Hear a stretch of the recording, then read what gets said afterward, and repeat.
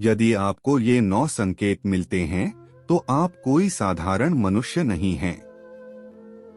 इस संपूर्ण विश्व में सर्वशक्तिमान ईश्वर ही है और उनकी इच्छा के बिना एक पत्ता भी नहीं हिल सकता है। यह बात समय समय पर सिद्ध हो चुकी है कि ईश्वर प्रत्यक्ष रूप से भले ही दिखाई ना दें, लेकिन अप्रत्यक्ष रूप से वह इस संसार के कण कण में बसे हुए हैं। यह बात भी सत्य है कि हम में से कुछ लोग बहुत भाग्यशाली होते हैं क्योंकि उन पर ईश्वर की विशेष कृपा होती है और कुछ ऐसी शक्तियां उनके आसपास हमेशा विद्यमान होती है जो हर समय उन्हें सही मार्ग दिखाती है और हर मुश्किल में उनकी सहायता करती है।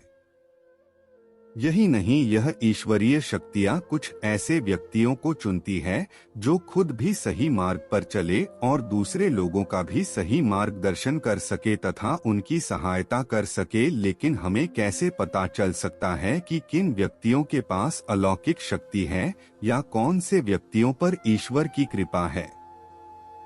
तो आपको बता दें कि हमारे प्राचीन ग्रंथों में कुछ ऐसे संकेतों के बारे में बताया गया है जिनसे हम यह समझ सकते हैं कि किन व्यक्तियों पर ईश्वर की कृपा तथा अलौकिक शक्तियां हैं। तो चलिए जान लेते हैं उन संकेतों के बारे में।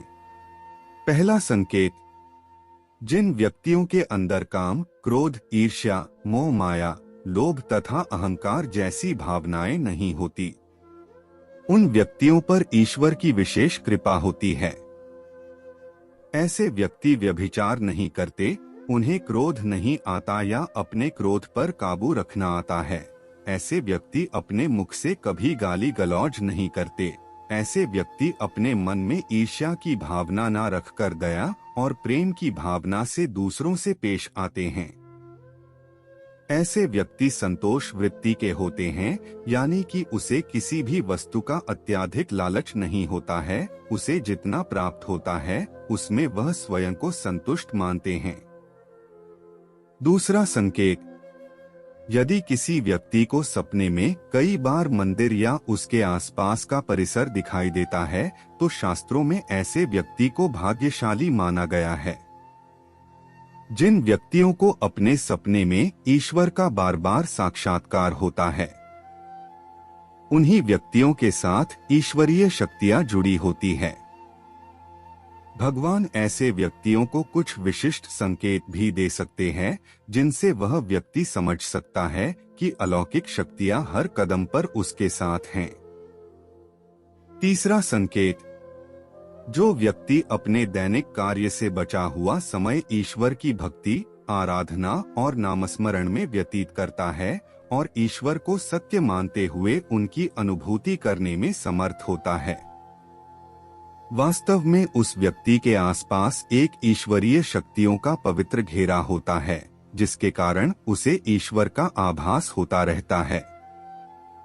चौथा संकेत, जो व्यक्ति समाज के प्रति अपना दायित्व समझते हुए सत्कार्य और पुण्य के काम करते हैं तथा मुसीबत में फंसे लोगों व गरीब और लाचार व्यक्तियों की यथासंभव सहायता करते हैं। आपदा और विपदा के समय मनुष्य तथा पशु पक्षियों की हर तरह से सहायता करते हैं तथा वृद्ध, असहाय और अपंग लोगों की समर्पित भाव से सेवा करना अपना कर्तव्य समझते हैं। ऐसे व्यक्ति वास्तव में समाज के लिए उदाहरण सिद्ध होते हैं, लेकिन आपको यह बता दें कि हर कोई व्यक्ति यह काम नहीं करता है। यह काम केवल वही व्यक्ति करते हैं जिस व्यक्ति के ऊपर भगवान की विशेष कृपा होती है, तभी उस व्यक्ति के अंदर ही ऐसे गुण उत्पन्न होते हैं। ऐसे व्यक्ति अंत में मोक्ष प्राप्त कर लेते हैं। पांचवा संकेत, ईश्वरीय कृपा प्राप्त व्यक्तियों में एक अनोखी शक्ति भी होती है और वह शक्ति है पूर्वाभास। पूर्वाभास यानी कि भविष्य में होने वाली कुछ विशेष घटनाओं का पहले ही आभास हो जाना। अगर आपको भी भविष्य में होने वाली कोई दुर्घटना या कोई अच्छी घटना के बारे में पहले ही अंदाजा लग जाता है तो आपके ऊपर भगवान की विशेष कृपा है। छठवां संकेत, कुछ लोगों को हमेशा अपने आसपास एक विशिष्ट प्रकार की सुगंध का अनुभव होता है।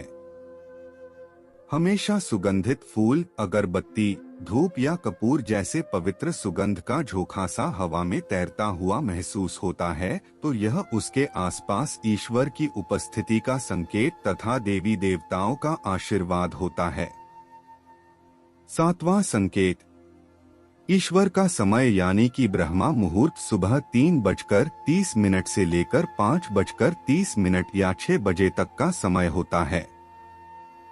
हमारे शास्त्र में इस समय को बहुत ही महत्वपूर्ण माना जाता है।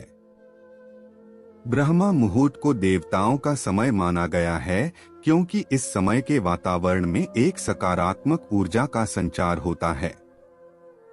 यदि किसी व्यक्ति की नींद प्रतिदिन ब्रह्मा मुहूर्त में अपने आप ही खुल जाती है और वह व्यक्ति अपने अत्यंत प्रसन्न चित्त से अपने नित्य कर्म से निवृत्त होकर ईश्वर की आराधना करता है और उगते हुए सूर्य को अर्घ्य देता है, तो ऐसा व्यक्ति निश्चित रूप से ईश्वर की इच्छा के अनुसार ही ऐसा करता है। उसे ऐसा करने के लिए ईश्वरीय शक्तियां प्रवृत्त करती हैं, यानी कि ऐसे व्यक्ति पर भगवान की कृपा बनी हुई है।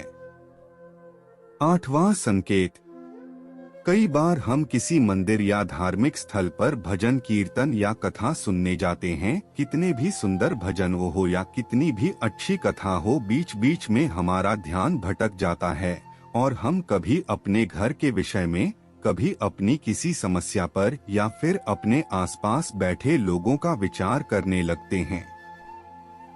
लेकिन कुछ लोग ऐसे होते हैं जो भजन कीर्तन या कथा सुनने में इतने लीन हो जाते हैं कि उन्हें किसी बात का होश नहीं रह जाता। उन्हें बस अपने आसपास पवित्रता का एहसास होता है और बहुत ही शुभ ध्वनियां सुनाई देती हैं। तो ऐसे व्यक्ति का साथ निश्चित ही अलौकिक शक्तियां दे रही हैं।